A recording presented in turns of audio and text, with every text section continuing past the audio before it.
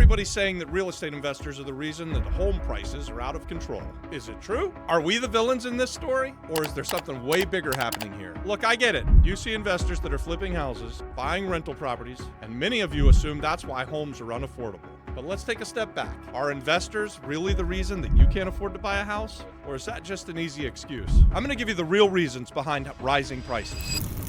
Supply and demand, baby. Economics 101. There's a housing shortage. Builders haven't been able to keep up with demand since 2008. There's more people looking for houses and there's fewer houses to buy. So what happens? Prices go up. Here's another one. This one's a big one. Interest rates. A few years ago, we had historically low interest rates and anybody could afford to buy a nice house. Now, fast forward, 3 or 4 years, interest rates have soared, housing prices have gone up. If borrowing is cheap, people can buy more. More people can afford stuff. When the interest rates go up and borrowing the money gets more expensive, it's a hell of a lot harder to buy a house, especially if there's a housing shortage.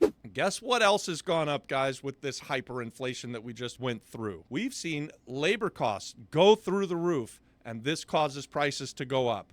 Basically, guys, if, like in any other business, the price goes up for the developer or the person who's supplying you with the houses, they're going to pass it along to the consumer. I know this isn't popular. I get it. I don't like it either. Just because it costs more money for the farmer to get his crops off of the field and to the grocery store, does that really mean that we should have to pay higher prices? Yes, that's exactly what that actually means. Let's talk about zoning laws and regulations. A lot of cities, through regulations, have made it nearly impossible to build new houses or even get permits to renovate existing housing supply. And guys, investors didn't create these zoning laws, but they have to work around them. So let's talk about good versus bad investing. And yes, some gigantic corporations and hedge funds are buying up rental property supply. Most investors are buying neglected properties, especially value-add real estate investors like we are, and like you are if you subscribe to our channel. We're buying up the stock, the housing stock that needs massive renovation. And then, once it's renovated, putting it back into the market. And that helps with the supply issue, right? So the more houses that can go on the market because you, the real estate investor, buys something that needs a whole bunch of work and fixes it up and then puts it back on the market, you're actually causing a downward pressure on the market, and rents can go down and prices can even out. And then that leads me to the next thing, market influence. Investors play inside of the system. They don't control it. So take us, for example. We're value-add real estate investors, and when we're looking at a distressed asset, we are looking at what that property will sell for at its highest and best use, and that's set by the market. It really doesn't have anything to do with me.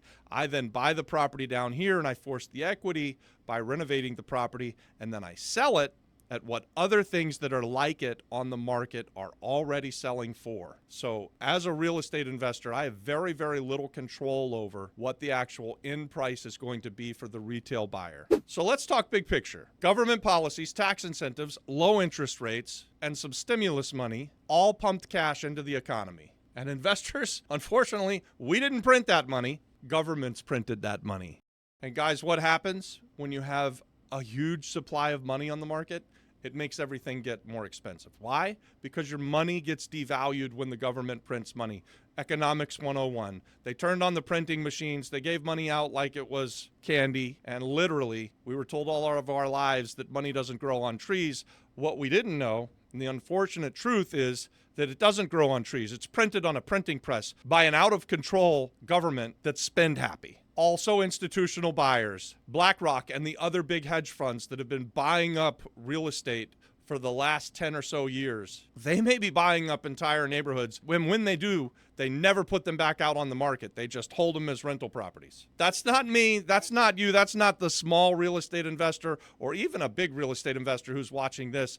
Guys, you're a drop in the bucket. I'm a drop in the bucket. BlackRock can have some effect on something because they can afford and they do buy thousands and thousands of properties. But that's not real. That's big business, and they team up with big government. And anytime big business and big government team up, it's bad for the little guy like us. On this channel, we're for the real estate investor, the small entrepreneur, the small businessman. We're for you. And for those of you that are blaming those mom and pop flippers and the small businessmen, go yourself. Another big reason that rents have skyrocketed and that first-time homebuyers are going to struggle to buy real estate right now, in addition to these big corporations buying shit up, in addition to high interest rates, let's talk about this inflation. Inflation has driven everything up. It costs more to go to the grocery store than it ever has in my lifetime. It costs more to put a roof on a house. It costs more to fly across the country or fill your gas tank. And housing doesn't magically escape the inflation. And what caused that inflation? The printing of the money, the overspending by the governments, government teaming with big business. All of these things are bad for you, the little guy, the person who wants to buy their first home, or just normal people in general. The truth is, more real estate investing is needed, not less. You guys complaining about real estate investors isn't going to change your situation. Not at all. Some of these investors are telling us themselves. This is an investor who has bought a lot of property in Puerto Rico, and in this video he says, buy and hold, do nothing, and watch it soar. So buying a building for $24,000 and being able to sell it for $200,000 is still very much worth it for these investors, but it's terrible for the community. You can keep complaining, and your life's not going to get any better for it.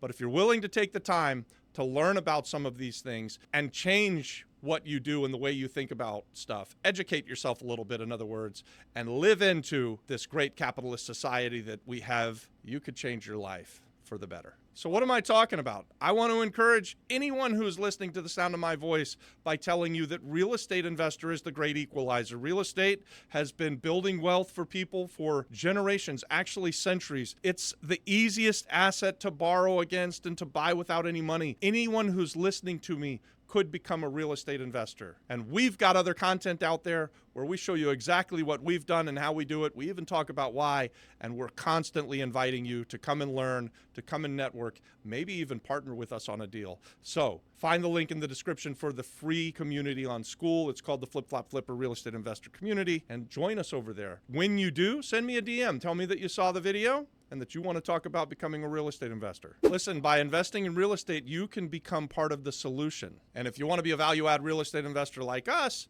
you can add to the supply by going out and finding the great deal of a lifetime, bringing the zombie houses back up to life, and then putting them back on the market, thereby increasing supply in the market. If you're tired of watching prices increase and feeling stuck, and you want to break out of the system that's broken, it's time to flip the script.